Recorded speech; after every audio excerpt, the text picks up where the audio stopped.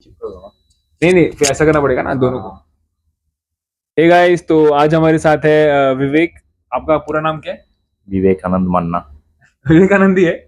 मुझे पता नहीं था। तो विवेक विवेक वेटर है, पेशे से वेटर है क्रूज के अंदर। और ये अभी सारी इन्फॉर्मेशन हम लोग देंगे कि कैसे ज्वाइन किया। ज्वाइन करने के लिए तो पता ही है सबको, पर थोड़ा बहुत बताएंगे। और बहुत लोग सवाल पूछ रहे हैं कि यूएस में और यूरोप में क्या फर्क है आइटिनरी में, मतलब सैलरी में। यूएसए का सैलरी क्या है, यूरोप में क्या डिफरेंस है, और टिप्स विप्स मिला के। तो ये सब बेतुके के सवाल है सब, फिर भी मैं पूछ रहा हूँ इसको कि क्या सवाल क्या है इसके अंदर। तो प्लीज जरा बताओ अपने बारे में, आपने कैसे स्टार्ट किया सेलिब्रिटी क्रूजेस में जर्नी, और आपने कैसे अप्लाई किया था। Hello hello guys. मैंने तो पहले सेलिब्रिटी के लिए उसका ऑनलाइन ये आता है, रॉयल कैरिबियन का ऑनलाइन वेबसाइट है, उधर जाके अप्लाई करना पड़ता है। फिर वो लोगों को सीवी अपलोड करना पड़ता है। फिर आपका सीवी अगर सिलेक्शन होता है, फिर वो लोगों को डायरेक्ट ऑफिस से मेल आता है इंटरव्यू के लिए। फिर मेरा तो मानिला से इंटरव्यू हुआ था। फिर मेरे को मनीला, सिलेक्ट मनीला मतलब फिलीपीन का होता है, फिलीपीन और फिलीपीन से कुछ लोगों ने इसका फिलीपीन का उसका इंटरव्यू लिया। बड़ा ऑफिस है, तो वहाँ से इंटरव्यू लिया था। फिर मैं स्नैक अटेंडेंट में ज्वाइन किया था। फिर उसके बाद कौन से ईयर में ज्वाइन किया? 2022 में ज्वाइन किया था दिसंबर में। तो उसके बाद मेरे को एक साल में असिस्टेंट वेटर और वेटर मिल गया था मेरे को, मतलब। इसने भी जैसे मैंने लास्ट वीडियो में बताया था, क्रॉस ट्रेनिंग करके इसने अप्लाई किया था। हाँ। क्रॉस ट्रेनिंग करना पड़ता है हर एक पोजीशन के लिए जाने के लिए, प्रमोशन के लिए। फिर उसके बाद अभी वेटर हूँ मैं। सैलरी तो अभी मैक्सिमम आप स्नैक में जब ज्वाइन करोगे तो आपको 800 900 डॉलर मिलेगा मंथली। वो 2 टाइम मिलेगा आपको डिवाइडेड करके। 15 डेज में सैलरी आता है। स्नैक में उतना टिप्स विप्स नहीं आता है, बट उसके बाद जैसे असिस्टेंट बनोगे तो टिप्स आता है। बट वो डिपेंड्स करता है आपका। अभी गेस्ट लोग उतना टिप्स नहीं देता है, बट डिपेंड्स करता है कभी अगर गेस्ट का मूड में। फिर असिस्टेंट में जैसे आप सैलरी ये जाओगे तो उधर आपका सैलरी हो जाता है 1800 से 2000 डॉलर तक आता है। और ये अ, ये पूरे महीने का बता रहा है भाई, मतलब महीने का अभी 8 महीने का कॉन्ट्रैक्ट है। तो 8 महीने का उतना सैलरी रहेगा, हर महीने सैलरी मिलेगा आपको, हफ्ते में 15 दिन में एक बार। 15 दिन में एक बार हाँ, सैलरी मतलब आता महीने है। में 2 बार सैलरी मिलेगा, महीने डिवाइड 2 बार। डिवाइड। हाँ। तो असिस्टेंट में रहोगे तो आपको 15 डेज में 900। कभी कभार वो डिपेंड्स करता है, ज़्यादा भी ग्रेचुइटी अगर ज़्यादा आता है, ग्रेचुइटी पे होता है। अगर ज़्यादा गेस्ट है तो फिर ज़्यादा ग्रेचुइटी आया तो तब जाके ज़्यादा सैलरी आएगा। और लोग पूछ रहे हैं कि क्या फर्क है यूएस का आइटिनरी में और यूरोप के, अगर कुछ यूरोप में डिफरेंस। यूरोप में ज़्यादातर 9 डेज और 12 डेज का क्रूज रहता है। यूएस में ज़्यादातर 7 डेज का क्रूजिंग होता है। तो वो 7 डेज का क्रूजिंग में ज़्यादा गेस्ट आते रहता है तो ज़्यादा ग्रेचुइटीज मिल जाता है। 9 डेज में मैक्सिमम लोग ग्रेचुइटी के डिक्लाइन मारता है, तो उसमें सैलरी घट जाता है आपका। यूएस में उतना डिक्लाइन नहीं होता है यूएस गेस्ट लोगों के लिए। यूएस गेस्ट लोग डिक्लाइन नहीं मारते तो उतना अच्छा हो जाता है। और आपका डे टू डे बेसिस पे काम कैसे रहता है आपका, मतलब आप कितने बजे ड्यूटी स्टार्ट करते हो और कैसा वो आपका पूरा दिन आपका का शेड्यूल स्केड्यूल रहेगा टोटल 9.5 आवर। ज़्यादा ज़्यादा से ज़्यादा 10 घंटा आपका काम करना पड़ेगा। उससे ज़्यादा काम नहीं कराएगा। उससे ज़्यादा अगर काम कराएगा तो आपको टाइम ऑफ दिया जाएगा अलग से। अच्छा है सर्विस में। सेलिब्रिटी आपको ओवरऑल कैसा लग रहा है? सेलिब्रिटी का अच्छा है अभी, मस्त है, काम करने के लिए अच्छा है। और मतलब पहले आपने कहीं पे इंडिया में काम किया है? इंडिया में होटल्स में काम किया था मैंने। और अभी आप इसमें ही आप अगर आप ग्रो करोगे सेलिब्रिटी में कुछ, मतलब हायर पोजीशन के लिए या कुछ ऐसा? डिपेंड्स करेगा मेरे को। अभी सोचते हैं आगे क्या है। मतलब अगर मंत्री लोग साथ दे तो। वो डिपेंड्स करता है, आपके ऊपर हाथ होना चाहिए भगवान का। चलिए, अच्छा अच्छा लगा आपसे मिलके। Thank you. और आपने हमारा आपका कीमती समय दिया, इसके लिए थैंक यू। चलिए बढ़िया। Thank you. Bye guys, bye. Thank you बोल दो। और thank you. Bye bye. Bye bye. तो आप लोग को ओवर टाइम के बारे में बताना थोड़ा रह गया था। ओवर टाइम मेरी गैली में कैसे रहता है, या सेलिब्रिटी क्रूजेस में कैसे रहता है। मतलब किचन के डिपार्टमेंट में ओवर टाइम मिलता है। तो ओवर टाइम हर एक का अलग अलग होता है, पोजीशन वाइज 3 4 5 डॉलर ऐसे हर घंटे के हिसाब से मिलते हैं। और हर किसी का ओवर टाइम अलग रहता है। सू शेफ और एग्जीक्यूटिव सू शेफ को ओवर टाइम नहीं मिलता, और एग्जीक्यूटिव शेफ को भी ओवर टाइम नहीं मिलता है यहाँ पे।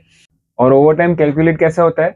ओवर टाइम कैलकुलेट होता है हर महीने। मतलब अगर 31st का महीना है, तो 31st के महीने में 303 आवर्स के ऊपर, मतलब अगर आपकी डेली की ड्यूटी 10 आवर्स है, तो 10 आवर्स 10 10 10 करके आपको 300 30 डेज का 300 का रेशियो होता है।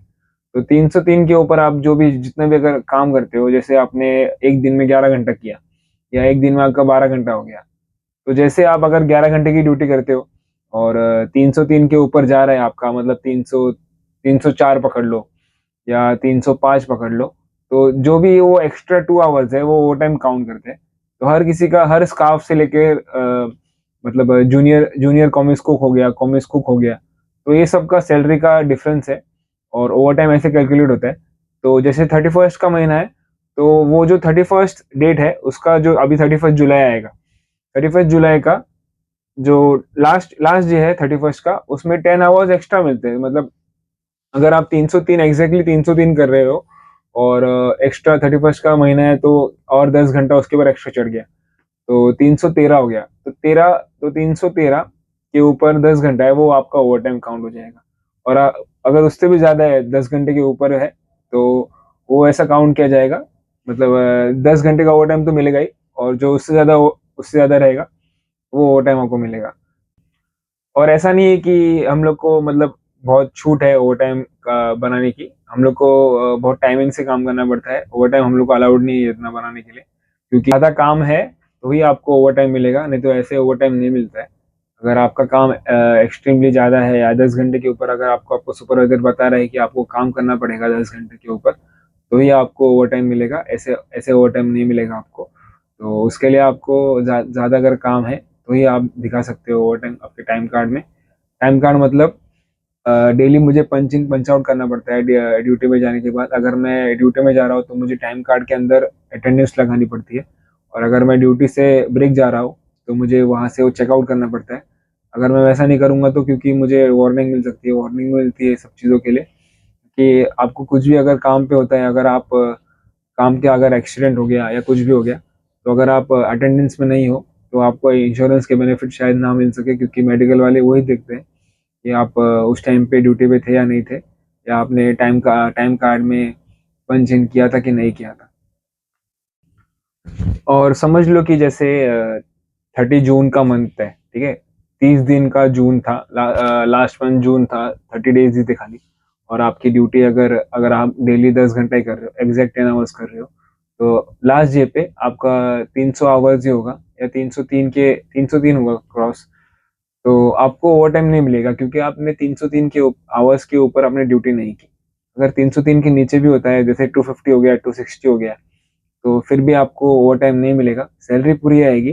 जैसे सैलरी है समझ लो एवरेज है किसी की, कोई रेड स्काफ है या कोई 1200 या 1300 एवरेज सैलरी है उसकी, तो उसको सैलरी उतनी ही मिलेगी जितनी उसकी है, क्योंकि ओवर टाइम नहीं मिलेगा उसको। अगर उसने 270 किया या 280 किया, इतना घंटा उसने अगर हर महीने का काम किया है और 303 के ऊपर नहीं जा रहा है, तो उसको ओवर टाइम नहीं नहीं माना जाएगा, क्योंकि उसने जो थ्रेशोल्ड है 303 का, वो उसके ऊपर नहीं जा रहा है, इसके लिए उसको ओवर टाइम नहीं मिलेगा। और जैसे मान लो कि किसी का ज़्यादा ओवर टाइम है, किसी का अगर समझ लो 17-18 घंटे ओवर टाइम है, तो उसको सुपरवाइजर छुट्टी भी दे सकता है, या लंच ऑफ, या वो लंच के टाइम पे ड्यूटी पे नहीं आ सकता क्योंकि उसको ओवर टाइम ज़्यादा है, या डिनर के टाइम पे उसको बोलेंगे छुट्टी छुट्टी ले लो, या फुल डे ऑफ भी मिलता है किसी को, या 20-25 घंटे ओवर टाइम है किसी का 303 के ऊपर, या 325 320 या 330 घंटे ओवर टाइम है, तो इसको छुट्टी भी दे सकता है सुपरवाइजर, क्योंकि ओवर टाइम ज़्यादा रहता है। तो हम लोग को यही एक बेनिफिट है किचन के अंदर। हम लोग को अगर ज़्यादा काम है तो उस काम का पैसा मिलता है। ऐसा नहीं है कि हम लोग सिर्फ बर्तन धोते हैं, एचएम करने के बाद सिर्फ बर्तन धोना पड़ता है, ऐसा ज़रूरी नहीं है। मेहनत भी उतनी ही लगती है हम लोग को काम करने के लिए। किचन में काम करना इतना इजी नहीं है सर्वाइव करना, क्योंकि डेली बहुत स्ट्रेस रहता है और मेंटल प्रेशर रहता है काम का, कि वो डिमांडिंग काम है। आप एक लग्जरी क्रूज में हो और यूएस के गेस्ट है, यूरोपियन गेस्ट है, वो वो लोग नहीं सहन करेंगे। अगर कुछ गलती हो जाएगी तो आपको बहुत यूनिक यूनिक काम दिखाना पड़ता है, बहुत स्ट्रेटेजी से खेलना पड़ता है। डेली डेली अगर आप 10 घंटा काम कर रहे हो तो आपको बहुत समझदारी से काम करना पड़ता है। थोड़ी बहुत गलती नहीं चलती यहाँ पे, स्ट्रेट वार्निंग या आपको अपॉर्चुनिटी लॉग मिल सकता है यहाँ पे। बहुत सारा स्ट्रेस होता है। फिर भी हम लोग काम करते हैं क्योंकि पैसे के लिए काम करते हैं मोस्ट ऑफ तो। और ओवर टाइम मिलता है तो उसकी भी खुशी अलग रहती है कि वहाँ ओवर टाइम आएगा क्योंकि हम लोगों ने ज़्यादा काम किया उस दिन। बाकी डिपार्टमेंट्स में जैसे सर्विस में हो गया या हाउसकीपिंग में हो गया, उनको इतना अलाउड नहीं है ओवर टाइम बनाने के लिए, क्योंकि उनको इतना अलाउड नहीं है ओवर टाइम कराने के लिए। उनका सुपरवाइजर उनको इतना अलाउ नहीं करते ओवर टाइम दिखाने के लिए टाइम कार्ड के अंदर, क्योंकि उनकी उतनी ड्यूटी होती नहीं है।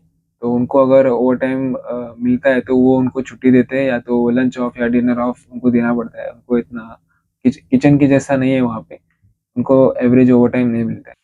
तो यही सब आपको बताना था, और मिलते हैं नेक्स्ट वीडियो में। तब तक के लिए बाय।